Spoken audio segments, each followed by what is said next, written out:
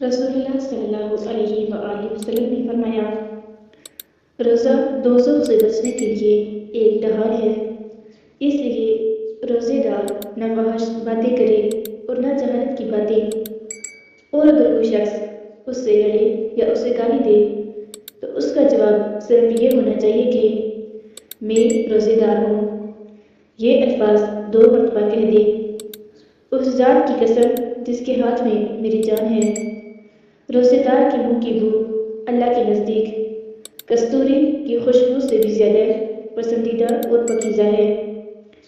اللہ تعالیٰ فرماتا ہے، بندہ اپنا کھانا پینا اور اپنی شہوات میرے لیے چھوڑتا ہے، روزہ میرے لیے ہے اور میں ہی اس کا بدلہ دوں گا، اور دوسری نیکیوں کا ثواب بھی اصل نیکی کے 10 گنا ہوتا ہے۔